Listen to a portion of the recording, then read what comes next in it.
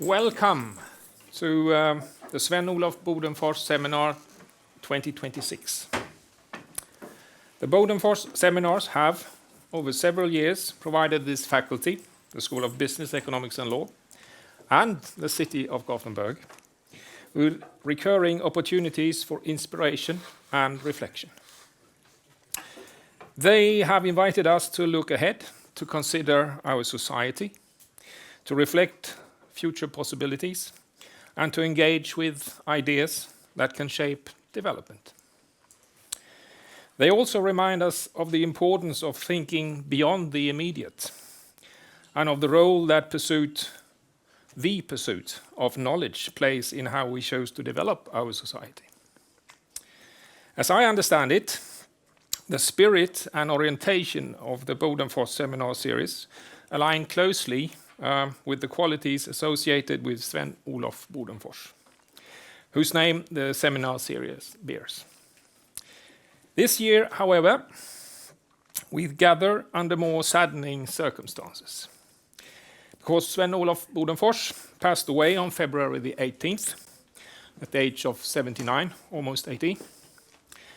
Through his life's work, he made a significant contribution to making Gothenburg the knowledge-intensive city it is today. Let us hope that we can continue in this spirit to consider our society, to reflect future possibilities, and to engage with ideas that can shape development. This year's seminar also takes place at a time marked by geopolitical tension. We are witnessing developments that challenge not only international security, but also the integrity of global and maritime markets. From my own vantage point here at the school, my name is Claes Martinsson, and I'm a part of the Ocean Law Group at the university here. These developments are of both academic and immediate relevance, and so also practical. They raise questions that can cut across law, business, and policy. To help us better understand these developments and to stimulate constructive thinking on business development, risk management, and the future of our region, it is my great pleasure to give the floor to my Nordic maritime law professor colleague, Kristina Siig. The floor is yours, Kristina. Thank you very much.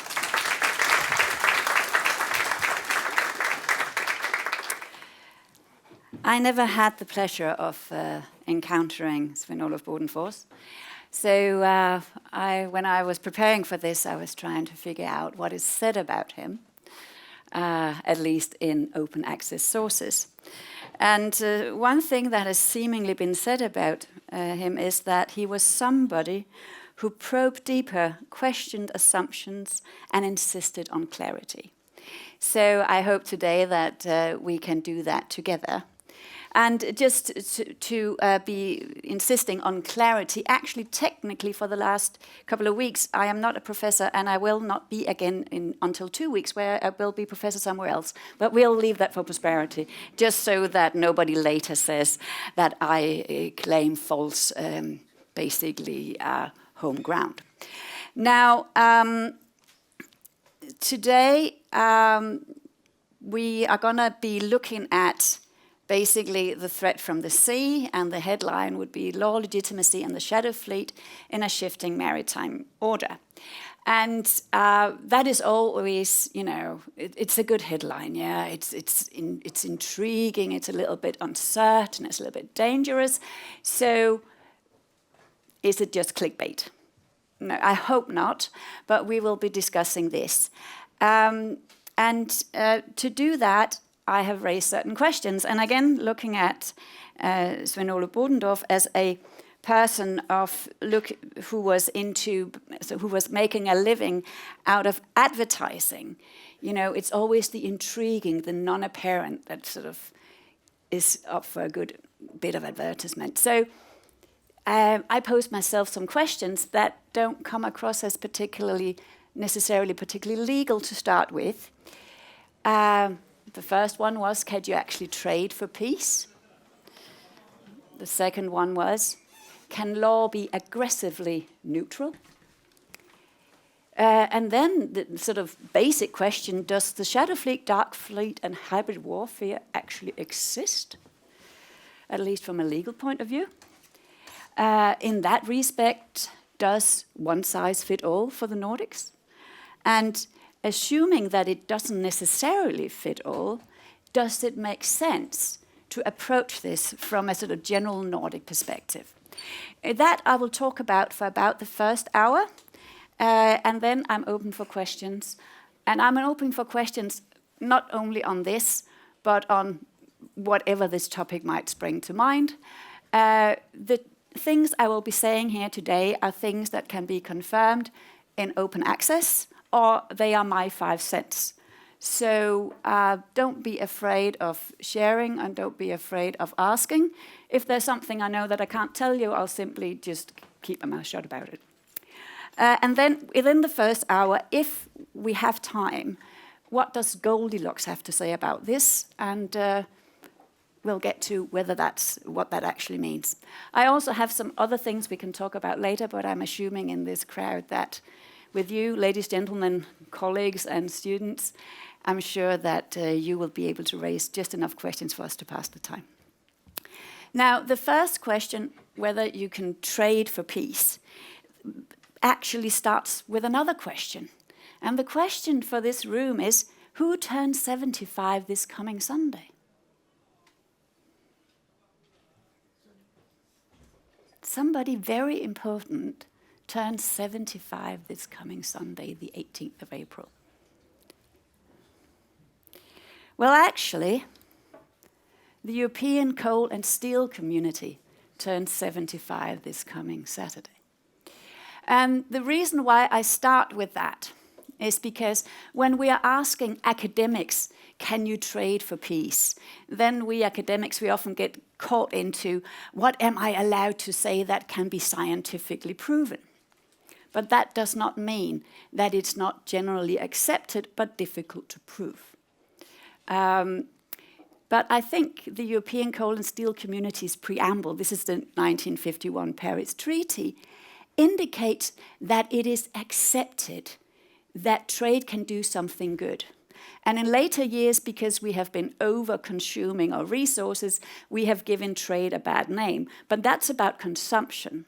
That is not necessarily about the trade itself. That is about our overuse of resources.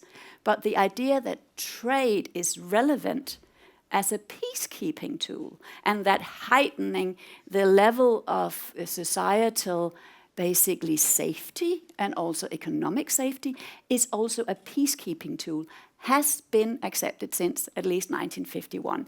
And they started with something low-key, coal and steel.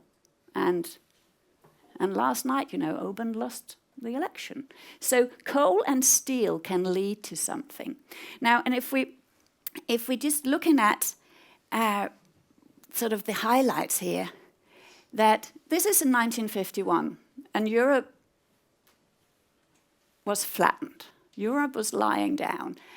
And it said the world peace may be safeguarded only by creative efforts equal to the dangers which menace it, and that concrete actions which create real solidarity and can establish common basis for economic development may further the works of peace. So this idea that trade is actually also a peacekeeping tool is something that maybe is hard to prove academically, but seems to be accepted. Now, this is 1951.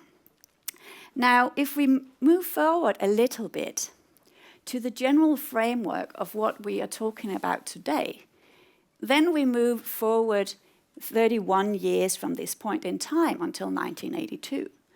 And we reach the United Nations Convention of the Law of the Sea. And being in Sweden and being close to the Baltic and having had infrastructure blown up and having seen different cases the last sort of couple of years, there has been this idea that this convention is really annoying. It restricts coastal states, and can we not do something? And why do we have this law of the sea thing? And it has been put forward that it's not fit for purpose because it doesn't give the coastal states the right to do what they want.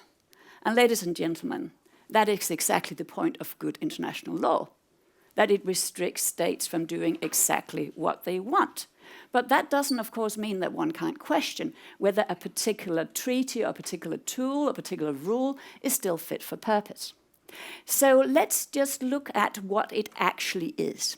Because when this convention was negotiated as a peacetime instrument, it was negotiated in the 70s so that it could enter into force in 1982. In 1982, perestroika wasn't even a thing, and for the young people in here, that means that's before even Gorbachev could become Yeltsin, that could become a new state, that could then become what happens now and didn't work, and that doesn't matter. However, this was negotiated at the height of the Cold War. The Cuban crisis is just about 5 years before they start negotiating this. The world has never, seemingly at least, the day is young, but the world has, at least at that point in time, never been closer to seemingly obliterating itself. So this convention is negotiated with that in mind. It's negotiated with an Eastern and a Western bloc that had politically split the world between them, because China hadn't really arrived on the sea. And it's made as a peacetime instrument to make sure that state jurisdiction, coastal state interest, resources, also in a world where basically the global south was starting to gain independence for the ones that had been colonized until after the Second World War, also to balance that. So it was supposed to balance not only an east-west geopolitical tension, but also, as had already been realized that by that point in time, a north-south economic tension. That is no mean feat to achieve that. So if we look at what does it say itself about that, and what people normally do, they go into and lawyers, we go for the we go for the rules, we go for the black letter rules, we start applying them. But if we just take a step back and just look at the preamble, and the law students will say, well, I will have to do that, it's not really law, but it sets the scene. And a very important thing is the preamble section 4 that says that the reason we do this is recognizing the desirability through this convention with due regard for sovereignty of all states, legal order of the seas and oceans, which will, for blah, blah, blah, will promote the peaceful uses of the ocean, the equitable and efficient utilization of their resources, the conservation of living resources, and the study, protection, and preservation of the marine environment. So this is still very much 1970s, early 80s language. The ocean is still something with resources. We do understand by this point in time that there are some environmental concerns, but this is the focus. But this thing in yellow here that we as lawyers would tend to focus on, that is not the first thing that they are saying is the rationale for doing this.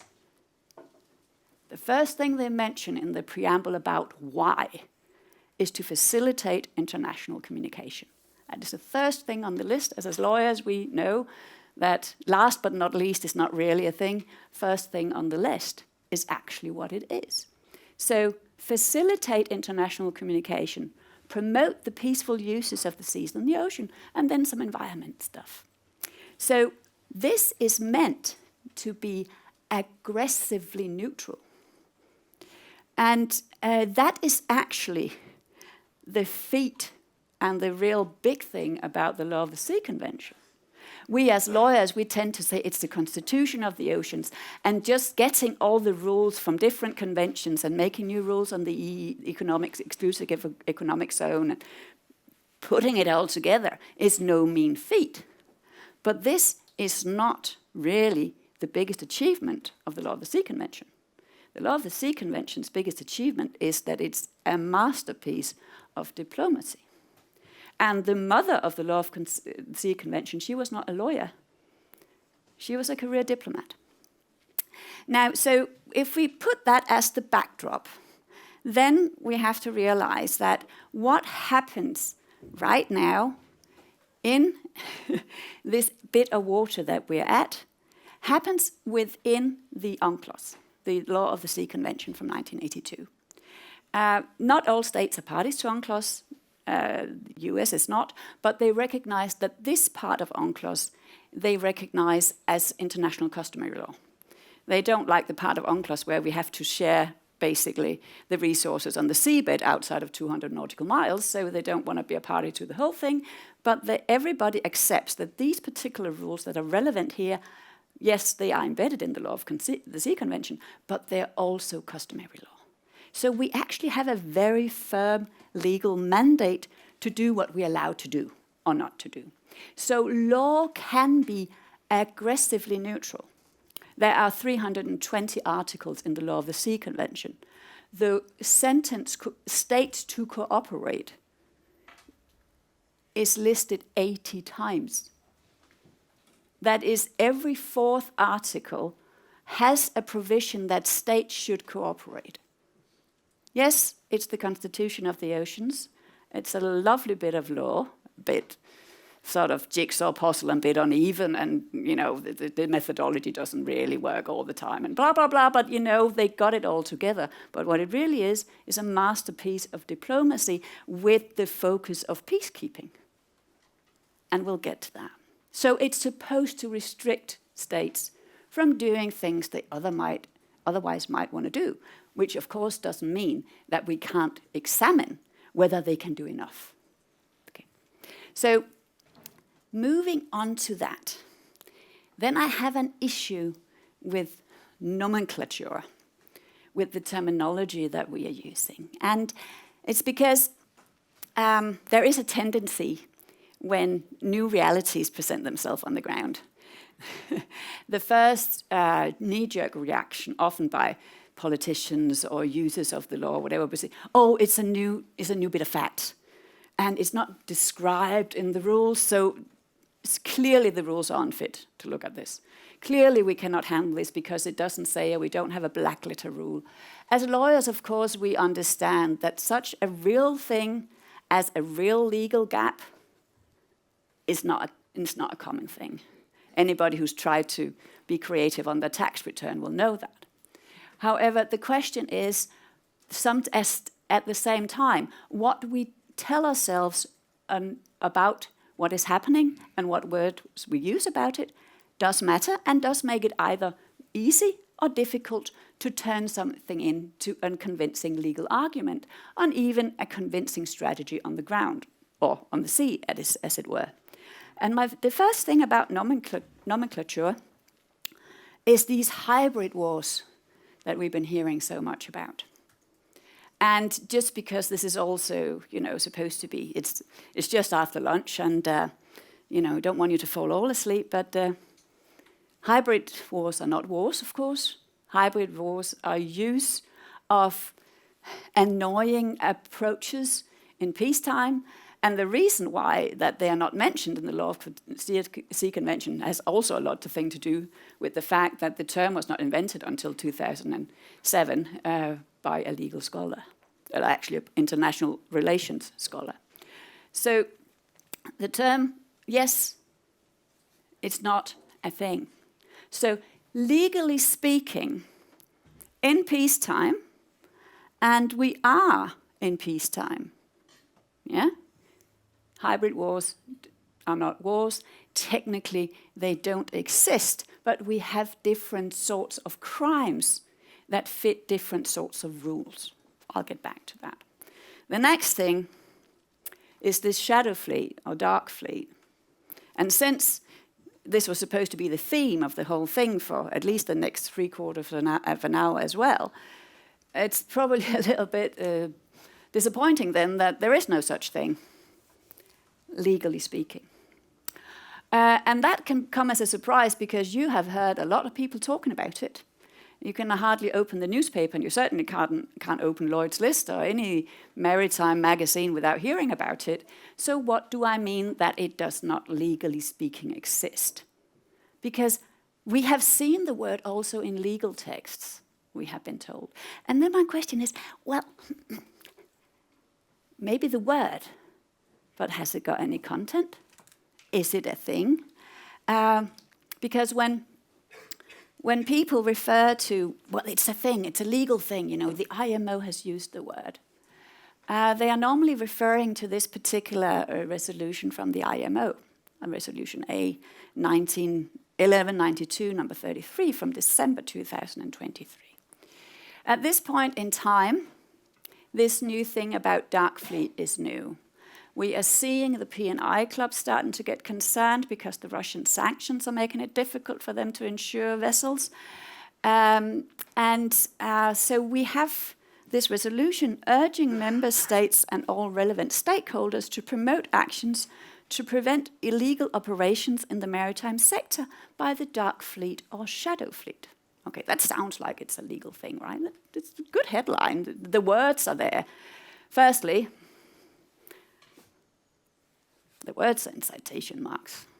Yeah, this is somebody taking words from somebody else's mouth and putting them in a resolution. And if we see what is actually said in here, it's decided that for the purpose of this resolution, dark fleet or shadow fleet means ships that are engaged in illegal operations for the purpose of circumventing sanctions, evading compliance with safety or environmental regulations, avoiding insurance costs, or engaging in other illegal activities which may include.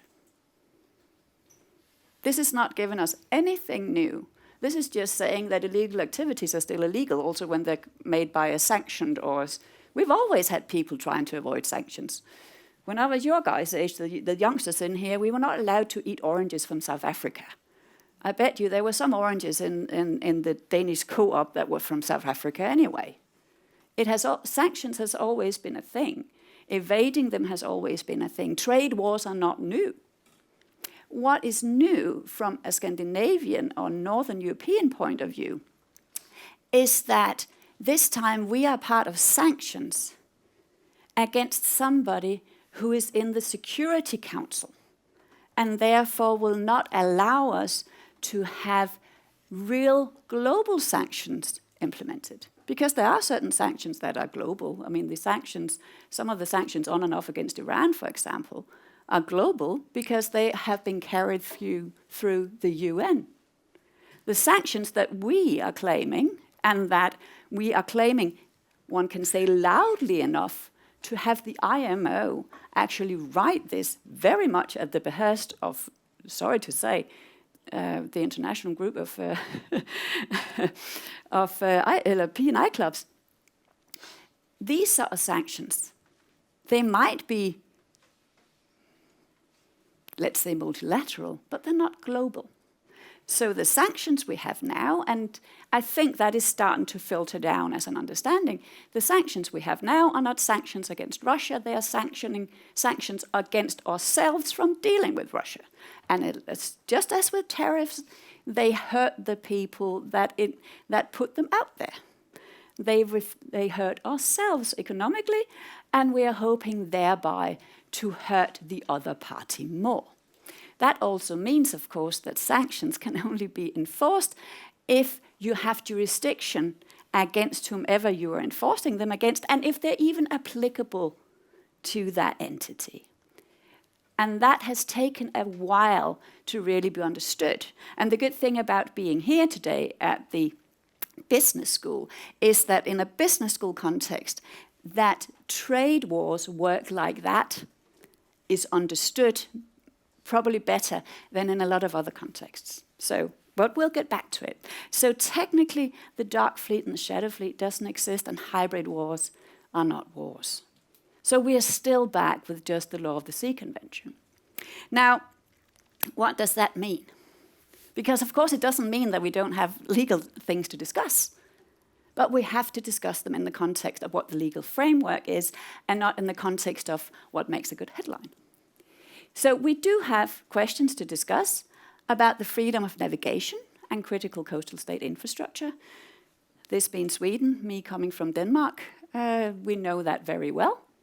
My son was stationed on Bornholm in the autumn of 2022 and was on the first inflatable skiff out there to take water samples, because he's built a bit like me. He doesn't weigh very much, then he can swim very well, because they weren't really certain how much updrift, how much buoyancy there would be in the water.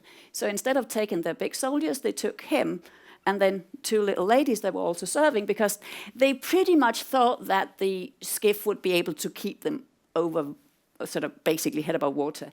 And then when they asked, but if it doesn't, can we swim in that water? And they were like, we don't really know. Off you go, you don't weigh very much, you'll be fine. So this hits quite close enough to home for me, actually, thank you very much. And I don't really want any further level of tension if I can help it. Now, so the first thing, of course, we have a problem to discuss with freedom of navigation and critical coastal state infrastructure, and what, as coastal states, what are we allowed to do?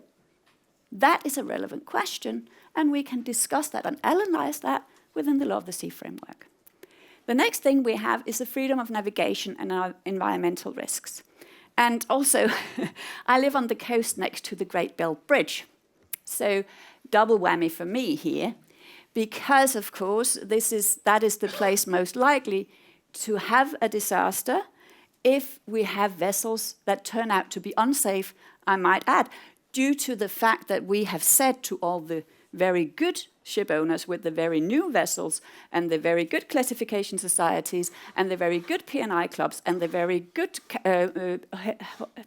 H&M insurance that they are not allowed to sail this oil, at least if it's a little bit over the price limit, which of course it is now because there's something about the Strait of Hormuz. So if we have a problem, it's not necessarily so that the older ships are not, if you look at them in a microscope right now, safe, but they are older. So if we have a problem, the risk of them simply breaking in two due to metal fatigue and micro fissures in the metal over donkey's years from lying in salt water, of course, is higher. So we have an increased environmental risk. We have created that ourselves. We also, on the market, now this being the business school, the new institutions, P&I clubs, classification societies that suddenly get more business than they used to before are probably very unlikely to just give up that business again when this all blows over, whenever that might be. So we have a market distortion that is probably going to be hard to reverse, but that's for later. We can talk about that in 5 years and see what happens. But we have that, and it is relevant to discuss what are we allowed to do as coastal states when a heightened environmental risk presents itself, even if we sort of caused it ourselves. And then we have this thing about freedom of navigation and sanctioned cargoes. So, of course,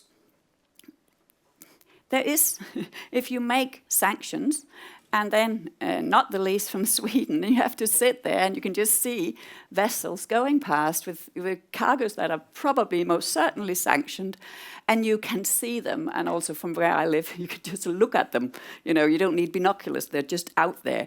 And when I go to Copenhagen a couple of times a week, I sail over them. And yes, it's probably sanctioned cargoes, and yes, we cannot really do anything about it because the Danish straits are international straits, which means the Øresund and the Great Belt and the Little Belt Bridge. So of course, that is really annoying. But does it mean we have legal teeth? Does it mean we are supposed to have legal teeth if we sort of reverse to we are supposed to have the Law of the Sea Convention and the underlying assumptions of that as a peacekeeping tool? And we can discuss that. That we can discuss. So, now, moving on now to some of the cases. I have taken the cases that are concerned with vessels. If we want to talk about pipelines later, we can do that. But now I'm just going to focus on a couple of cases that are focused on vessels. And I'm going to focus a little bit on what happened, what decisions were made, and how did it play out. Because this is also about what happens when. Not if, because things have started to happen, but what happens when and how is it handled. So the first case I'm going to talk about, I love the setting of this, stepping stone missing.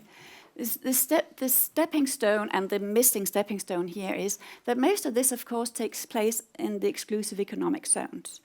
The part of the water body that is outside 12 nautical miles, that is outside territorial waters.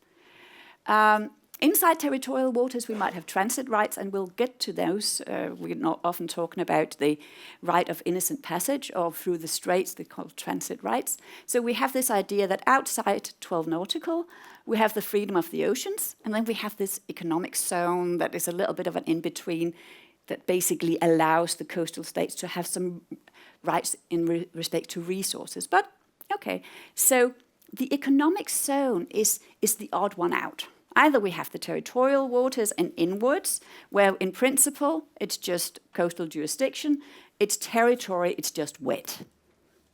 And sometimes you have transit rights or right of innocent passage through those waters, but in principle, with a couple of exceptions, but in principle, the coastal states law apply. It's territory, it's just wet. Then we have the high seas outside of 200 nautical miles, where, depending on who you look at it, it's either a free-for-all or a common benefit and a common task to make sure that there's reasonable stewardship of that. But from navigational point of view, and since we are looking at the maritime days here, as from the point of view of people sailing vessels and using this as an international, basically highway, high road, that's the easy thing. In principle, as long as you're just sailing, go ahead, get on with it, and we'll have your flag state to make sure that there's some sort of control with the vessel and that it's safe and it's not polluting and that it's not actually unsafe for the crew to be on board or the passengers. And then we have this in-between. Then we have the exclusive economic zone, where there is a bit more coastal state jurisdiction in relation to environment and resources and stuff. So basically, this is the coastal state. Artificial islands, marine research, protection or preservation of the marine environment, other rights and duties provided for in this convention, which is normally resource related. So there is a little bit more coastal state jurisdiction, but in relation to traveling through it, it's the high seas. But it's close to home, so it annoys us more because we can see what's going on. And of course, anybody on a vessel, any ship's captain, any master of any vessel knows this. So if you are in trouble, you will make sure that you stay outside 12 nautical, which in most of the Baltic will mean that you will be in somebody's exclusive economic zone. So it's realized in the Law of the Sea Convention that this exclusive economic zone, we made a little bit of regulation there. There's some marine research there. There's a little bit of, look after the environment. But then there's a lot of other interesting things that could go on in the exclusive economic zone, but we don't really want to make it just another territorial water, so we'll just leave that open. We're not going to regulate specifically on that. So when you regulate specifically, leaving a lot of holes in the regulation, knowing that, then it's a very good idea to make a gap-filling provision. And they actually did that in Article 59. And it concerns basis for the resolution of conflicts regarding the attribution of rights and jurisdiction in the exclusive economic zone when we don't have a specific provision that works, when things happen that we hadn't quite foreseen. And in those cases, it says that the conflict should be resolved on the basis of equity and in the light of all the relevant circumstances, taking into account the respective importance of the interest involved to the parties as well as to the international community as a whole.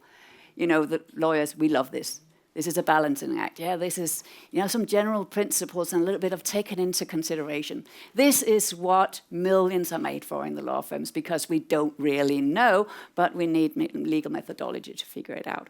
But it does mean that we do have an intentional indication of when things happen that we hadn't really foreseen. Try to work with this. Remember what we're here for, remember the balancing act, remember the coastal state's interest, the flag state interest, other states' interest, whatever, and then go to it with equity, and we'll be all right. Again, go to the negotiating table, and if you can't go to Idlers in Hamburg, but negotiating table first. So again, a masterpiece of international diplomacy, as well as the constitution of the oceans from a legal point of view. Now, the first sort of really good case we had, this was in the autumn of 24, and this is the Yiping 3 in the background there. And this was sort of the first test case for a lot of different things.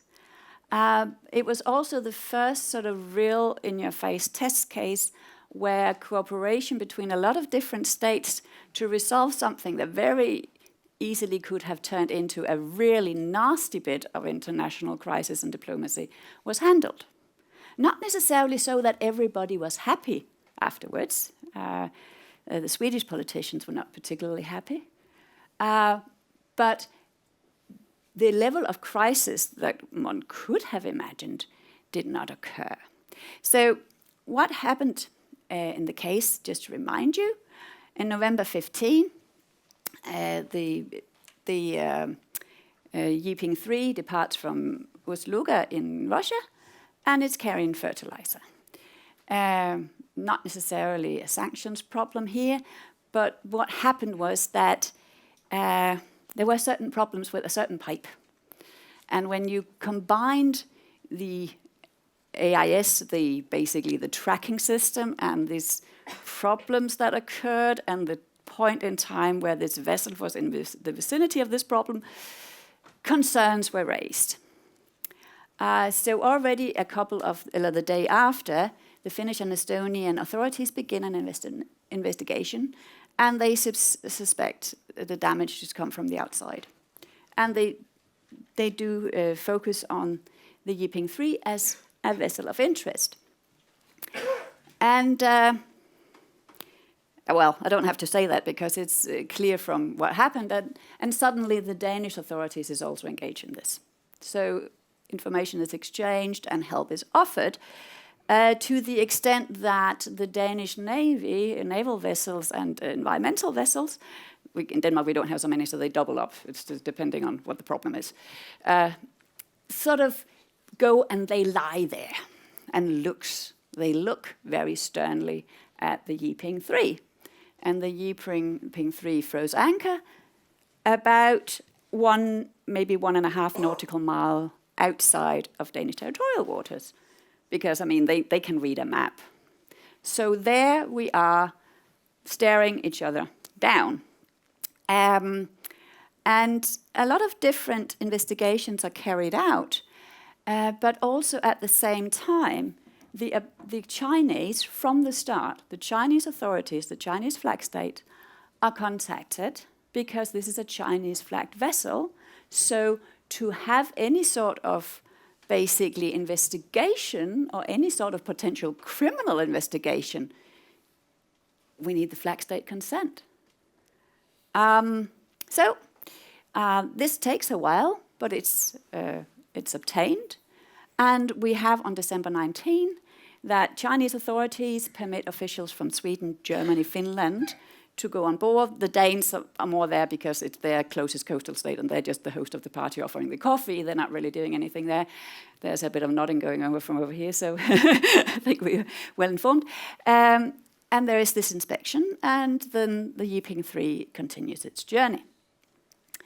In principle, this is how this is supposed to be handled if you go by the book, but under the law of the sea convention. But of course, it doesn't necessarily mean that as a coastal state, where you think that this vessel has maybe criminally damaged your infrastructure, that you're going to feel, well, that went well. You're going to sit with a high level of frustration, thinking, I want to go on board there. I want to take samples. If there were any evidence ever of anything, it's going to be long gone. Correct. But that's how flag state jurisdiction works. Okay, so this is the first case. So the next case is the Eagle S. A little bit of a different scenario. We have some problems with a cable. These are open source information, so exactly where those problems were is not clear. But what is clear is that after the problems, the vessel was asked kindly whether it could follow the Finnish authorities into Finnish territorial waters. So we can deduce that the problem and the place that the Finns encountered the vessel were outside of territorial waters. That's safe to say, and nobody has ever argued contrary. It is also quite clear from open source, and if it were also clear from internal source, I will not confirm that there was not even an attempt to contact the flag state. But then we'll get to the part, it's Cook Island, you know. It's not China. It's Cook Island, but no attempt is made, seemingly. At least no attempt to get in contact with the Cook flag state for a consent to make further investigations has been publicly recorded. We find an anchor, there is a problem. Then we get the situation that now we have, as a Finnish coastal state, now the vessel is actually inside 12 nautical miles. And they are actually under sanctions. I don't think it's the vessel itself, I think it's the cargo, as far as I remember. And they, well, now you are inside my jurisdiction. Can I now say that you're subject to sanctions? However, no criminal charges for that were raised because it was found that you followed us into our territorial waters on our request, and if we then slam you with sanctions, that's probably not going to look too good. Anyway, on March 2, the tanker remains, until March 2, the tanker remains inside territorial waters, and three, the captain and two senior officers remain. As you probably have heard, on October 3, the Helsinki District Court finds that it does not have jurisdiction to hear the case, for a couple of reasons. Firstly, if it can be argued that this is a maritime incident, bad seamanship, lost the anchor, didn't notice, then under the Law of the Sea Convention, Article 94, in international waters, exclusive jurisdiction is with the flag state. They are taking care of the vessels as a maritime unit that sails. And also, actually, the charges that were made were not for willful sabotage. So, willful sabotage, I will now destroy infrastructure. That is not peaceful use of the oceans. That is not a maritime thing. That is a hybrid war that doesn't exist, but hybrid war attack. So that, most arguably, will not be covered by the exclusive flag state jurisdiction that otherwise enjoys this protected jurisdictional approach outside of 12 nautical miles. The prosecution service appealed the ruling, and leave to appeal has been granted, so we will hear more from this. And particularly we will hear more on what does it mean to have flag state jurisdiction, and how does that balance under, for example, Article 59 that we just saw, with the coastal state basically need to feel that it protects its critical infrastructure, not just before the fact, but also after the fact. Because there's a very big difference here. Before the fact, making resilient systems, making sure that everything is protected. For example, we will probably have to start digging our pipelines a little bit further down instead of just laying them on top of the ground. You know, we've been harvesting the peace dividend a lot. All these things we can do before the fact. There is hardly any limitations in the law of the Sea Convention about how we can make sure that our infrastructure is good, well protected. But after the fact, when we want to be judge, and for that matter jury, against what goes on, then flag state jurisdiction comes in and restricts us if it is a maritime incident.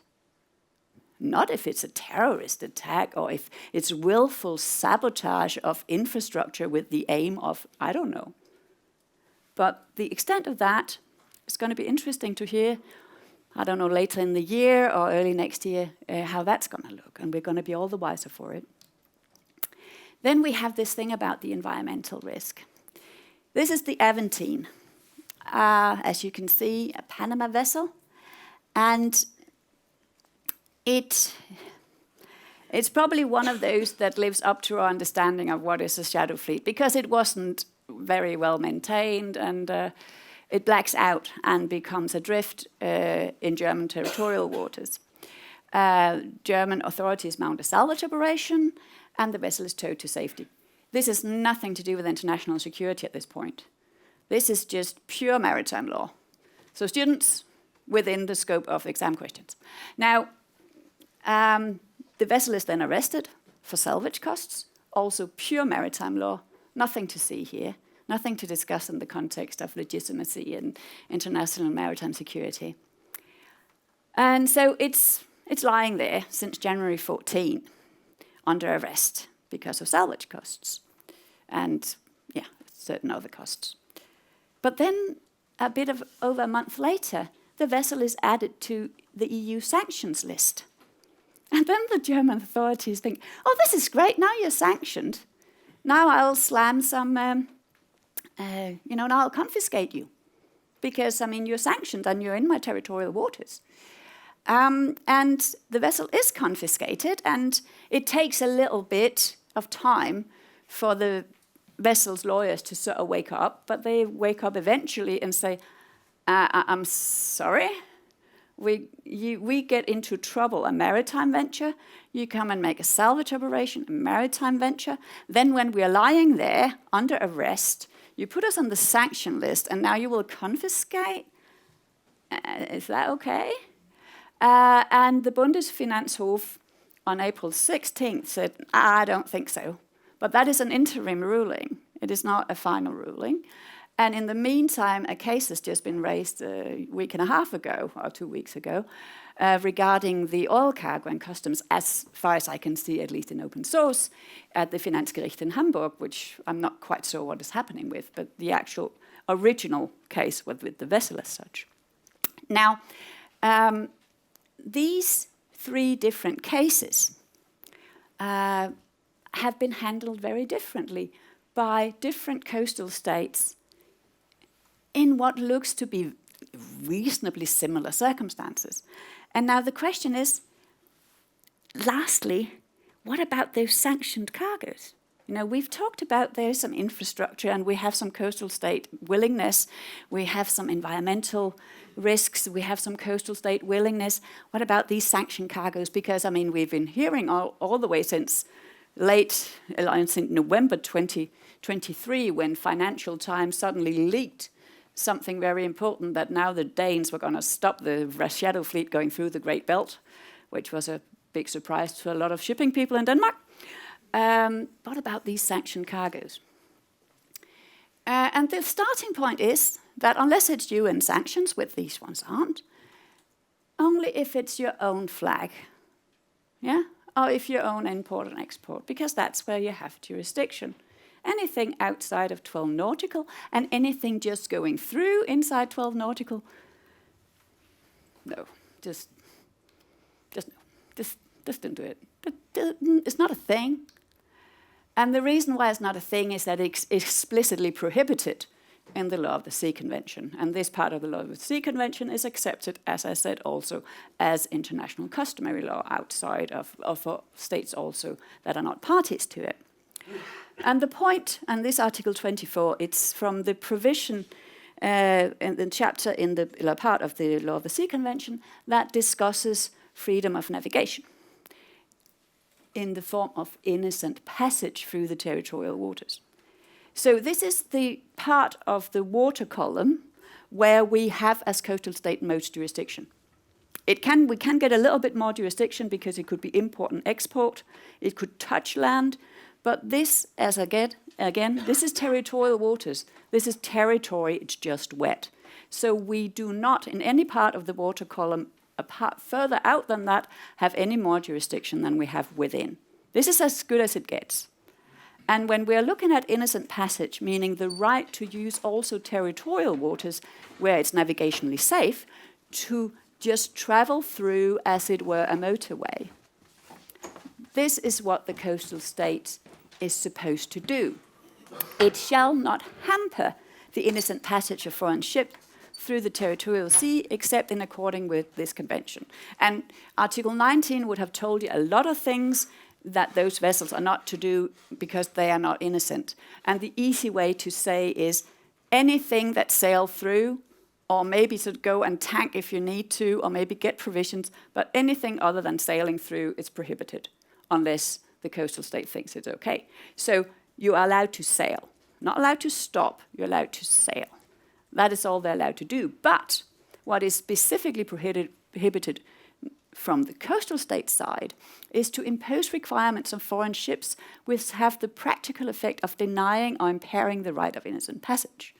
And specifically, just to make sure we are not in doubt, discriminate in form or fact against the ships of any state, or against ships carrying cargo to, from, or on behalf of any state.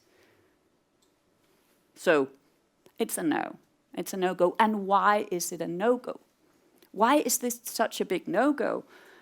Well, firstly, when we know that sometimes we would really like to because we want to sanction things and trade war are a thing and blah, blah, blah.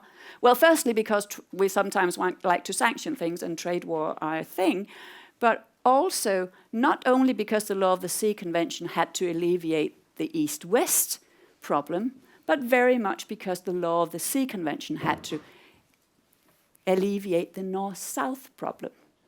So we cannot say that you cannot trade. We cannot say that certain states or countries or cargoes are cut out from the expansion of economic progression unless it's with a UN mandate or we have jurisdiction ourselves. So it could really not be clearer, which is why it's so surprising that we've talked so much about it for the last couple of years. But now, having looked at that, so I don't really want to talk much more about sanctions now. We can talk after the little break in the question, but because it's so clear that we can't. So let's use the energy on something else. Well, we've been using environmental rationales for doing something that looks a bit like it, and what an expert was quoted for in Lloyd's List saying, well, it's an excuse, and then he paused, but it's a good one. Okay, but we can get back to that. But if we're looking at why do we have these cases and why have they been handled so differently by Nordic but also by Northern European states, those three cases we saw, where one could say the facts and the concerns were pretty similar, at least to an extent. What is it that makes these things, why do states choose the different options? And the first thing we have to differentiate is if we want to look at whether or not coastal state measures are applied, this is a multi-vector evaluation. Because coastal states are not only coastal states. They are also flag states. And the interest that a coastal state have might be at odds with the interest the same state will have when it views itself through the lens of flag stateship. The Nordics are also importers and exporters. That's also another aspect. And the Nordics are also financiers or insurance. So when we say, why do the Nordics do this or that? Then we have to ask first, the Nordics being whom? What cap, what hat are they wearing when we want to make the analysis? But if we assume that we make the analysis of the coastal states as the coastal state interest, why do they act differently? Well, that is because their pro and con, the pro and con analysis is not the same. And that analysis in itself is multifaceted. Firstly, it's different what level of threat, what protected interest is it you want to react to or protect before, but these three situations have been post factum, right? We have reacted after. And for example, take the first situation, the Yiping 3. There's a big difference between Finnish, Estonian, and for that matter, Swedish coastal states thinking that their pipeline or their cables have been damaged. And then the Danish coastal state, who is asked to, could you help us stop a Chinese flagged ship in your international waters for a threat that does not concern you directly? It's not the same. It's not the same evaluation. The flag state of the suspected vessel is a thing. There is a big difference between stopping a Chinese vessel and thinking about the repercussions of that, and then stopping a Cook Island vessel. There weren't any repercussions, and it's not even for certain that if you ask Cook Islands, they would be exactly sure about which post box was actually their so-called flag. So, I mean, sorry, that's just a legal analysis. So it is not the same thing. How exposed are you? Do you have a big merchant fleet?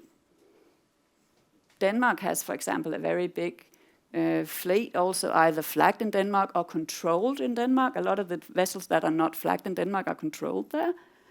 Norway has a big tanker fleet. They have to be able to trade everywhere.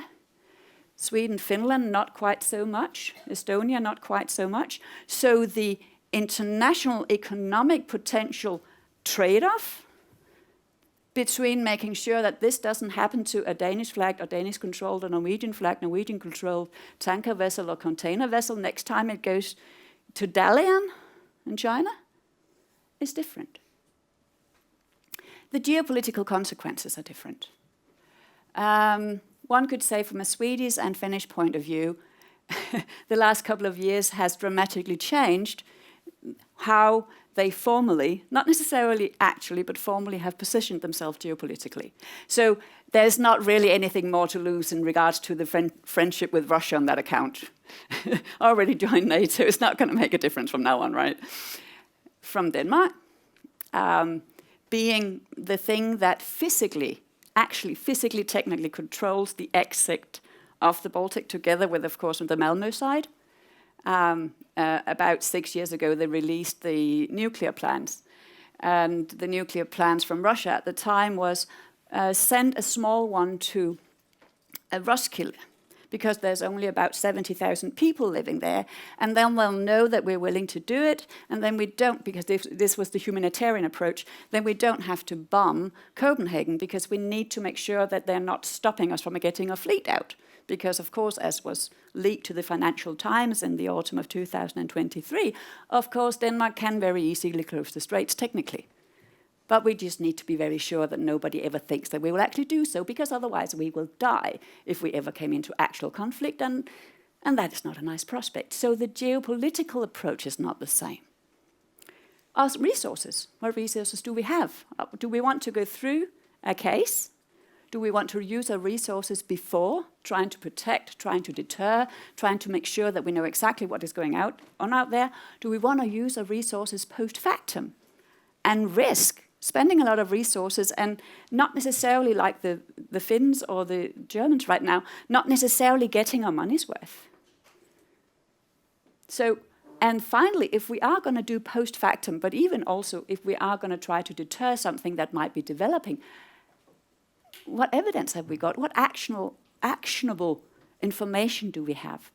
So those different aspects are not the same.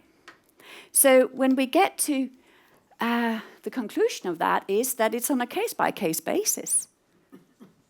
And even if the cases were the same, let's say the same damage and the same, and let's say we were equally fast out there grabbing whatever the potential perpetrator had done on the vessel and got the information, even then, if the actual facts of the case were the same, the analysis will not be the same. Because on this point, we see a lot of things alike, maybe. There's a lot of things we will probably all want to achieve, but the price for doing so is not the same from the different Nordic countries. The analysis remains distinct to each particular state, at least when we get to the finer details.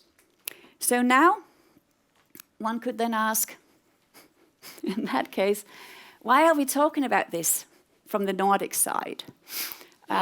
Because we're used to speaking maritime together in the Nordics. You know, I see here people in the crowd I did my doctorate with back in the day in the 90s when it was when the Law of the Sea Convention was still new. So we are used to thinking maritime across the Nordics. But the question is, of course, is this that sort of maritime? And if it's not, then why discuss this from the Nordics? What is going forward? Why should we do that going forward? And the first thing, of course, is that if we look at this from the perspective of international relations, we are small states, and small states benefit particularly from a rule-based order. And looking at this from the Danish Straits where I live, in the late 1930s, Erik Bryl was sitting writing what is the cornerstone of the law of straits. And not a lot of it was published just after the Second World War in English, but and everybody think, okay, how this English guy, or is he maybe German? How can he read all these Danish and Scandinavian sources? That was because he was writing it when he was trying to get a doctorate at the University of Copenhagen. So he was writing this with Danish spectacles on, looking out into the world. And and in his intro he writes, and then I was trying to write this from the Law of the Sea, not the convention, but the Law of the Sea perspective and rule-based order. And and they were looking at me in the late 30s and early 40s, and they were, "Why are you doing this? Because it doesn't seem to work." And he wrote, "Well, because it doesn't seem to work." And I think so. There is an approach of maybe erring on the side of caution if you are a small state. Because if you want, I'm from the Kingdom of Denmark, and just to make it fun, my better half lives in Greenland, so that's fun, right? So if you, as a small state, want the rules of law to be respected when it suits you, you also have to probably set the precedent of respecting them when it doesn't suit you quite so much. But that's a meta. That's a meta level. So getting back to us being at a business school, if we look at this from business, that was supposed to say business studies and not studies, but strategic management studies, we often talk about clusters. And what is very clear is that the Nordics within the maritime sector has an exceptionally strong maritime cluster. And it's not only within law, but also we are starting early, making sure we get the students from the different schools in the same room. We are starting this network. It's a thing, but also from law into the other parts of the sector, between academia and the sector. I will just say to the students in the room, I think you should probably remember this, and because you will see how unusual that is and how strong that is. And that also means that there's a lot of clout and also, when we want something internationally. If Denmark and Sweden, Finland and Norway wants the same thing, then IMO is probably eventually going to pass a resolution with some of that wording in there. We see that the numbers are that about 80% of the resolutions that are passed through the IMO, the UN's International Maritime Organization, has been originally drafted by about 20% of the countries that are there, maybe even less, right? So we have clout. But also, this is my 5 cents. And one day I hope I find some research money and maybe I can get a PhD student to prove it for me. But looking at where people come from and where they go, the cluster is big enough for people to filter in and out between different positions, but they tend to stay in the cluster. It is the same ones that then end up negotiating in the IMO, or sitting in the Foreign Department, or sitting in the Department of Industries and Commerce. So my 5 cents would be that the maritime private law and business cluster spills over into international relations, and therefore that maybe you can trade for peace. So that was actually exactly 1 hour. So I will now be quiet and open up for questions from the room. Thank you.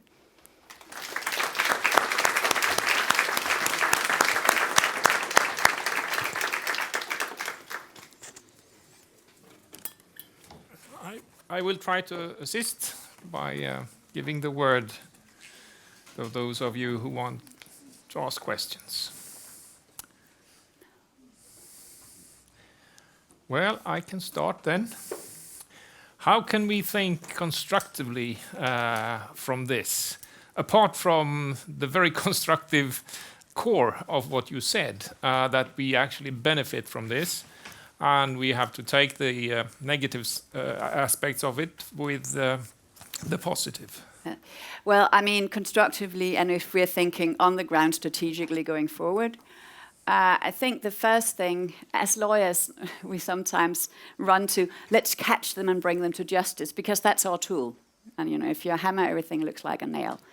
And of course, that is also one of the things that we can do, but there the Law of the Sea Convention restricts us in a lot of ways, unless we can prove something is clearly not a maritime venture. But what the Law of the Sea Convention does not do is say that we cannot make sure that things are made in a way that it's resilient.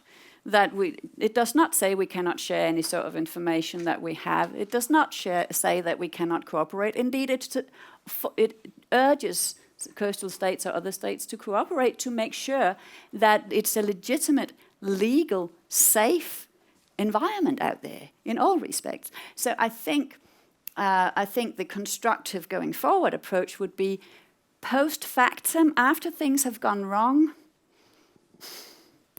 Yeah, well, if it's outside 12 nautical and it's not your flag, cry me a river, baby. That's how the Law of the Sea Convention is supposed to work, because we want our own vessels to sail there. We want our own import-exports to be allowed. But making systems that works before the problem, creating resilient system, making sure, and that has already happened the last couple of years, the information sharing, the interactions between the different agencies that did not maybe work quite so closely together before, it's gone through the roof, and it's very, very interesting and heartening to watch how these systems are created. So there is this saying that you should never always make sure that you avail yourself to the fullest of a crisis, right? We are creating systems and structures now that hopefully when things calm down a bit, that will be there then for the other things. They will be there for our environmental cooperation. They will be there for other things. So the constructive things is, yes, as lawyers, when things have already gone wrong, it's difficult, it's uphill, it's expensive, as we see in Finland and Germany. It doesn't necessarily work. So maybe we can't catch them and bring them to justice, but maybe we can make sure that we're more resilient.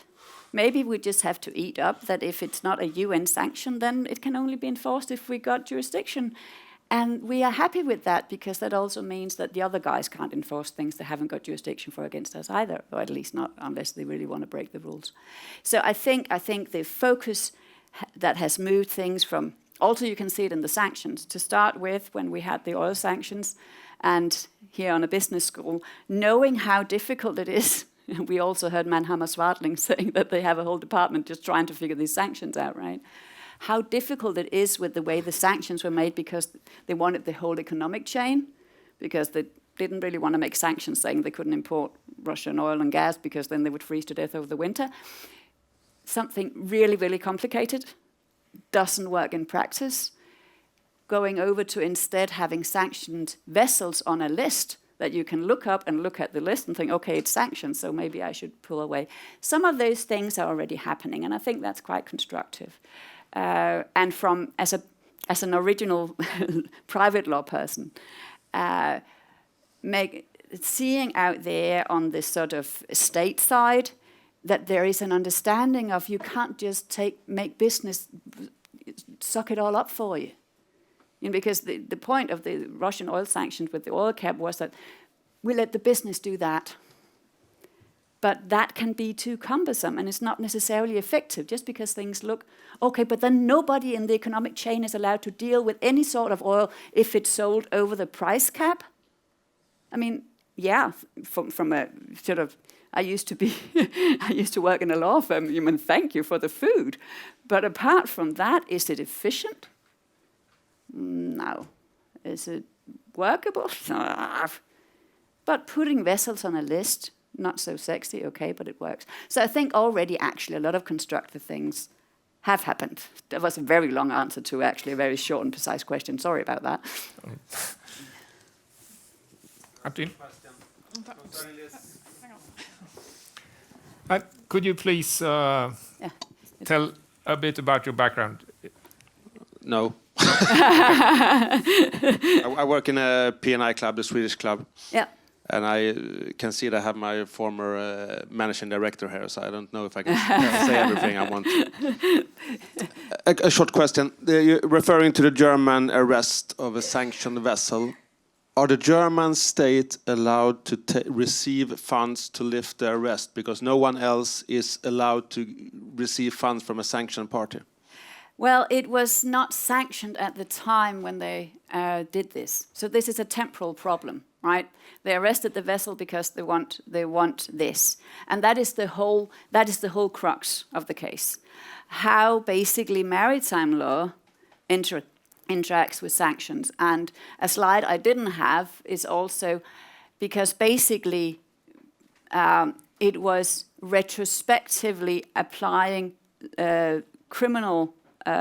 Suddenly making something criminal retrospectively. You know, the vessel wasn't sanctioned when it entered the territorial waters, so it was allowed to be there, and because it was in distress, even though it wasn't continuing through the waters, which we would see as innocent passage, because it was in distress, it probably had innocent passage rights. And then it was sanctioned, and then it was slammed with sanctions. That actually raises questions of legality on international human rights law level for making, also towards companies, for making things, for taking a criminal reaction to something that at the time when you got basically your hand on the vessel wasn't criminal. So there's a lot of different approaches, but seemingly the German approach is that they think it had rights under port of refuge and maritime law, and therefore that is a reason, that is rationale, and therefore that sanctions sort of happens later, and therefore they could probably now receive those funds because the funds were run up before. Does that make sense? I need a timeline here. I can. Not sure, but now you're talking about the confiscation of the vessel, because there's an arrest. They were passed in. I'm already talking about the salvage award, and if you salvage a vessel and you find out later on it's sanctioned, you can't receive money from it. Yeah, but the state seems. Yeah, that is also, and that is also, of course, one of the challenges here. That what it means to have this financial benefit, because certain things you can do, and because it was in distress, it is not necessarily so. If it was not in distress, and you had a call and say, could you just put it on tow hire or something and come and fetch me? A contract like that, okay. But we had a distress situation. So one of the reasons, and one of the things that, at least what can be seen in open access, that the German courts seems to think that they have to figure out is how the initial distress and then the maritime law arrest and then the confiscation, how that works. So, I mean, we will find out maybe later in the year, because of course that is an issue, that is difficult. I think there was also a vessel in France that was listed arrest towards the state, but... Yeah, we have seen that also, yeah.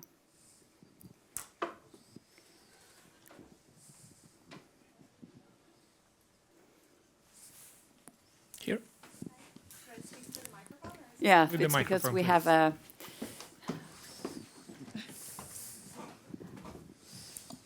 Hi, I'm a student from the University of Oslo, and like a similar topic, but not completely what you spoke about.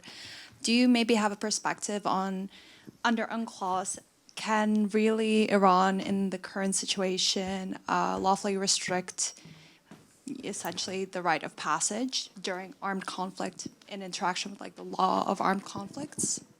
And here you put the finger on something very important, because there we have armed conflict. The law of the sea applies in peacetime. So one could say, if we got to the level of intensity that they have in the Strait of Hormuz, then of course Scandinavian Nordic coastal states could also start acting completely different. There might be an exception to whether Denmark can actually close the Great Belt Bridge, because that has always been assumed that they are not allowed to do that even under attack. Since 1857, doesn't matter. But generally, it's what Iran is doing now. It's not doing under UNCLOS. It's doing that under the laws and practices of naval and warfare and warfare in general.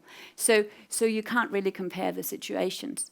So in principle, once you're under attack, as long as you don't go directly against civilians, etc., as long as you go against legitimate targets, as long as you have an even sort of inkling of a good rationale for doing so, namely protecting yourself financially, then it's very, very difficult to say that they're not allowed to do what they're doing, because UNCLOS doesn't have an opinion on that. And then that's just for the states that are not really involved, that's just too bad. And one of those geopolitical risks that the risk analysts sitting in the different ship-owning companies and import-exporters know. I mean, we have insurance for that sort of thing, right? Or lack of insurance for that. So that is the distinction.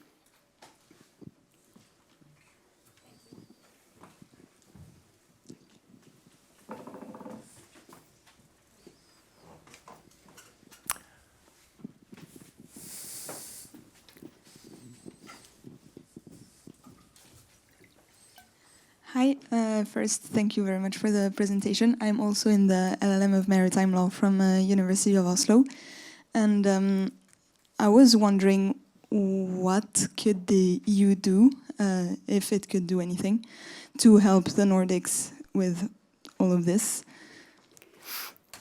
I mean, I've actually, that's a bit embarrassing because I can't remember which number of sanctions package we're on right now, but it's getting up there. I mean, firstly, of course, and that is something that we are not starting to really see calls for now, is that EU has in this crisis realized that being dependent on resources is also security. Yeah.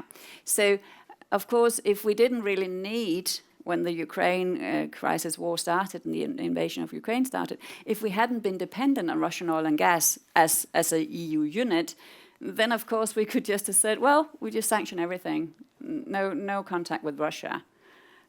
So economic dependencies are hard to get out of. So what we're seeing now from the EU side is to start to strategically removing themselves from that dependency, which is going to be just so much more efficient than trying to enforce these sanctions, because also these sanctions, of course, land very heavily on the maritime industry also. But I think I think we're finally getting to a point where the EU has realized this is a long-term thing. I mean, because I was sort of dissing the sanctions. They did work for 6 months.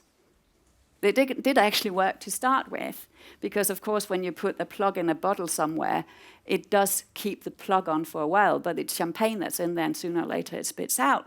So it took about 6 months for the market to readjust itself, right? So it's not true when I say those sanctions didn't work, because they did.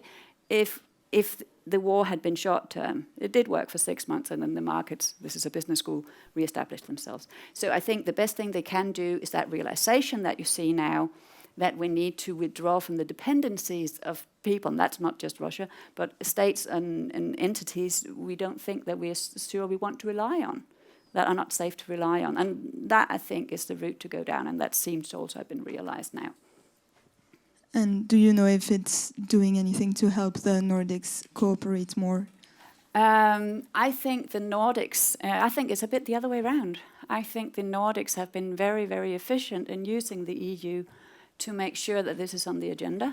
I think if you go in and see sort of who suggests what's and what is there, both in the EU but also in the IMO, and EU together with the Nordics in the IMO and in other situations, also in the Security Council when that has been relevant.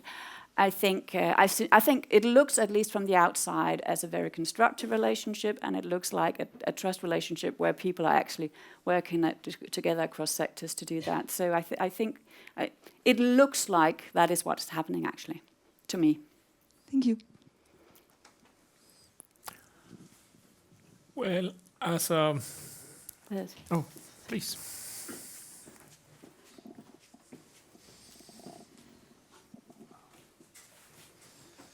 Thank you for a great talk, very interesting. Studied the Master Mariners at Chalmers, so another school here in Gothenburg, a couple of years ago, and then I started to work in the industry.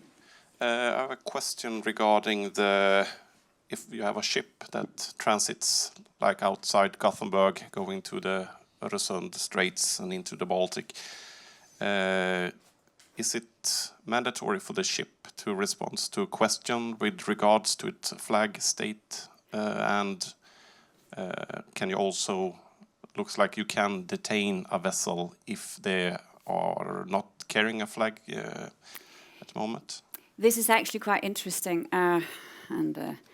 Well, it's not that I've anticipated the question, but I happen to have something down here we can look at. Because when before this happened, and now we go back more or less a year to the day, it was still something that was being discussed. And then you could hear the Danish foreign minister say, but if you don't have any flag, do you have freedom of navigation? Because that has never really been put into concrete words, because no coastal state really wanted to say that out loud, because we have had problems with false flag or with fraudulent flag for quite a long time, if not forever, to the extent that it's actually written into a part of that 1857 convention about the Straits within the US part. But it is not until now that we've started actually acting on it. Because under, it is presumed you need to have a flag, because also all the peaceful uses is made on sharing resources, making sure that things are safe, making sure there's accountability for oil spills. Well, if we don't know who you are, we can't do that. So, but there's no place in the Law of the Sea Convention when it says, and if you haven't got a flag, you haven't got the right to navigate anywhere. Some people think, the Russians think, okay, then you're just a pirate, I'll just shoot you. Well, I suppose it's a one-off, then it doesn't come back, but that's also a bit aggressive. But we have this right of visit and the right to board a vessel if, when you're asked, you are not showing that you have a flag, and then if you're asked and you won't tell, you're allowed to go on board. If you're on board, it turns out you don't have a flag. The right in Article 110 and 111 has always been there, but there has not been the impetus to use it, and we haven't been exactly sure, firstly, about how to deal with these. The Russians said, if you don't have a flag, you're a pirate, and that would give some other things that would also be problematic. But I think what is also important is that we have a situation now where a lot of things are being tested, putting a toe in the water. And it took a little while also to figure out how to make the information structure. Because, we're from Denmark, Norway, Sweden, Estonia also have been discussed today, very, very digitalized societies. So the idea that you can't just go online and check what your flag status is is very alien to us. So actually, a lot of work has been done. Well, it's too late if it's secret, but I don't think it is. A lot of work has been done diplomatically and also in relation to other flag states to make sure, who do we call if we want to check if it's okay? So when we start a new measure such as this, it's not only, the rules have always been there. We have just not really tested them, but also we haven't had the information infrastructure to be able to do it in real time. For example, from a Danish point of view, they are in the Danish Straits such a short time. So unless I know who to call on a Sunday when I'm uncertain, who do you call in Cook Island? Who do you call in Eswatini, which to my surprise was both a state and a flag state, and then it wasn't. Well, I mean, you learn a lot of geography. That takes time to make that infrastructure. And we was talking about constructively going forward. That infrastructure has been made, right? So yes, you have the duty to inform. If I don't like what I hear and you can't prove to me that it's true, there's always been the right to visit. Not board, but it is boarding, but it's just the right to visit. But then if I visit and once I'm there, I'll start doing a port state control, even though it's not a port state, I'll start looking around. And then I might stay a little longer. But we have just never used those approaches before. Thank you and that was the bonus question regarding the port state control that you mentioned. Do you think that will be, can it be upheld? That is a thing that you can do? I mean, that two different things here. For example, now I know the Danish rules better. The ordinance on port state control in Denmark from, I don't know, 15, 20 years ago when we made the last one, has always indicated that you could make a port state control when you're in port, but also when you lie in anchor in 12 nautical. It's probably the same in other states. It's just never been done before. So suddenly we started in Denmark to make port state control at the anchorage up at Skagen. So again, once you are, let's say we have the potential problem with the flag situation that you first described. I have the right to ask you for your flag. If you don't respond, I have the right to get a bit closer and really, really ask you for the flag status. And then if you really don't want to answer, I have the right to go on board and visit. So once I visit, if you can't show the flag, then it seems that what has now become law through state practice, the question we never knew, was that we have now decided that if I'm there and you can't show you have a flag, well, then you're not protected by the flag state principles either. And then you're just anybody, and then you're sort of maybe everybody's guest then. Yeah. So that is the practice that is developing now. But if you'd asked me a year and a half ago, I would have said, yeah, I assume so, but we never done that. So a lot of people, a lot of different states are putting their toes in the water to see, I'm just going to push the envelope a little bit and see what then happens. And that is understandable. Of course, then we go back to when we're looking at the decision matrix. Again, northwestern flag state, it's probably not our flags that are used for fun or fraudulently because it's way too easy to check if it's true. So it's very easy for us to say, of course, there's no negative fallback here because our vessels are not the vessels that will find it difficult either to confirm or unconfirm a flag. But of course, do we want coastal states to be that little bit more aggressive? Because what does it, yes, I have a printout from the flag register. What if somebody we don't like says, it's just a piece of paper, doesn't look real to me? But it's real, it doesn't look real to me. So there is that trade-off, The stance you take, you'll have to accept will get copied by somebody else. And that, of course, is a part of the analysis.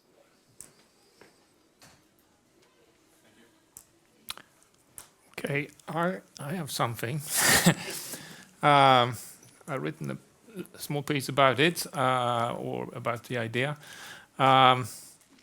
And it might seem that it doesn't relate to what we have been discussing now, but for me it does, because we have this problem, and you describe the problems with the different national registers of ships, and we know for sure that it is very hard to know who owns a ship. What about if some constructive person with money and respect in the environment would start an international ships register?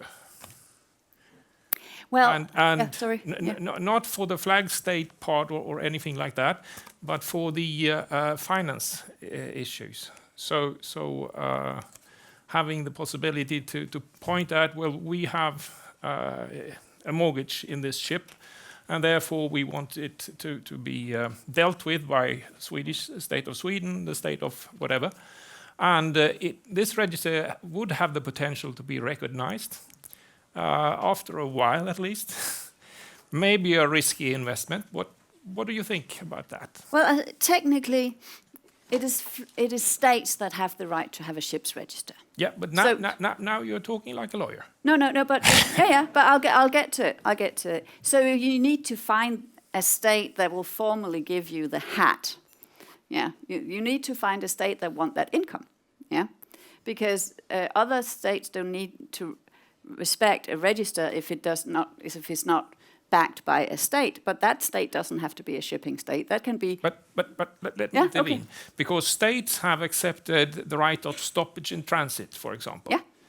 Although it wasn't invented somewhere in particular, or let's say it was in England, but anyway, if there would be such a register and they would provide this very necessary service of our knowledge or information being more better than we have, why wouldn't the state say, well, we have our rules, but we also accept these? So just so I understand you correctly, we assume we have in principle a private flag based on standards and not a flag. It would start with the mortgage part. I mean, I can't see.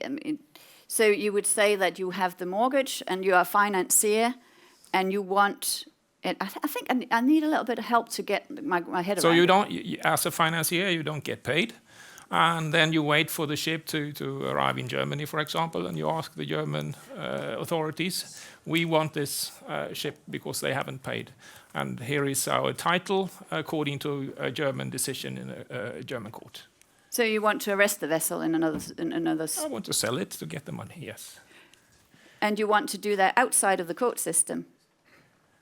No, but the courts would rely on the fact that the mortgage is registered and therefore, according to property law, good enough. Oh, okay. So we are talking about what evidence would the court require to accept that you have title? Not only evidence, also they would have to accept this private idea, only because it's simply better than what we have. I mean, actually here, now this becomes transnational property law. Just anybody still with us? Because I was... because actually, already there in the Nordics, it's not a level playing field. I know. So in Denmark, that probably wouldn't be too difficult, because we don't have a rule in Denmark about what a mortgage is, or a ship mortgage. We have a rule about what you can register, but we don't have a legal rule that says what can a lien be. That is just, if people think that if we agree that you have a lien on my vessel, okay, cool. Whereas, for example, just in Norway, we have a list of this, that this is a lien, this is a lien. If it's not on the list, it's not a lien. So there, Danish point of view, go ahead. Need an investor? Yeah, see there. Anybody with a little bit of cash floating around? I mean, it's a good business idea, I think. But again, and if we take a step from that and say, okay, then we go by lex mercatoria and see if we can work it out, then of course, the transnational analysis of which states would accept such a thing would have to be made. And for that reason, of course, it will become imperfect, because then you will just have to make sure you don't get too close to Danish waters. But yeah, from a Danish point of view, if we decide this mortgage we both recognize is registered in this private register, and that is for us the title we need, well, then go ahead, live and live. For example, Norway, not so much. So depending on background law, I'm afraid. Even Norwegians can develop. Johan. Yeah, my name is Johan Voxenius, and you refer to being at the business school, so I know a lot of people come from the business side, but I'm a professor in maritime logistics in the business administration. Well, connecting to this class, we've seen the Houthi rebels, for instance, Iran as well. They say we will attack only ships with certain interests. So, and of course, I think the Houthi rebels underestimated how difficult it is to define what are economic interests, and then they start to shoot at everyone. And we know they have ever given with a Japanese ship owner, Taiwanese, commercially, and all the list with classification society and so on. But Claes, don't you think it would be a little bit of a list you don't want to be on if you go on to waters with someone who don't like you? The international list? Yes. No, if it becomes a success, then everyone is Okay, on. so you can pinpoint if there is Israeli ownership somewhere and US or whatever. Yeah, well, I rogue wasn't state that would speaking be. about ownership in its entirety, only because of the finance Okay. aspects, and then it could develop from there. Yeah. Because everything starts with an idea, doesn't Yeah, it? good. Well, maybe on the margin, but something that is generated. Yeah. Any more questions? Yes.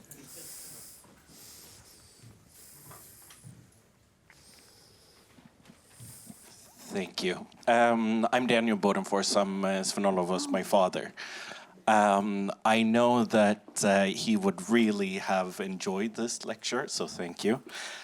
Even though maritime law or maritime business is not something he ever was really in contact with, or no, not in that sense. He had some contact with Don Sten, I know, with Stena Line, but not more than that. In the end, I think that your idea with the international register would be something that really would intrigue him in a discussion. And I think that that ends up being both the technical part, where him and I have talked a lot about blockchain and looking at how that could be a possibility in this, but also what I told you, follow the money. That's always a rule of law when it comes to nowadays world. But in the end, I just want to thank you for this, and thank you all for being here. It's quite interesting to see that there's so many aspects to things that, well, any subject that you look at that's very small, you can always put a different perspective to. So thank you. Thank you.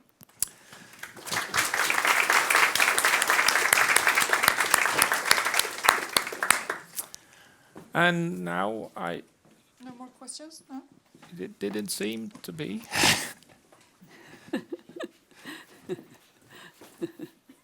I'd like to hand this over, and there is a text here about the background of this bag that you should read, because it's reused from the building. Fabrics that has been used in the building for Yes. events and... So basically you're telling me I get some old curtains? Thank you very, very much. Thank you. And thank you very much for coming, and I hope to see you again. The Ocean Law Group at the faculty will continue to arrange events. This time it wasn't us, rather the faculty as such. Thanks for listening.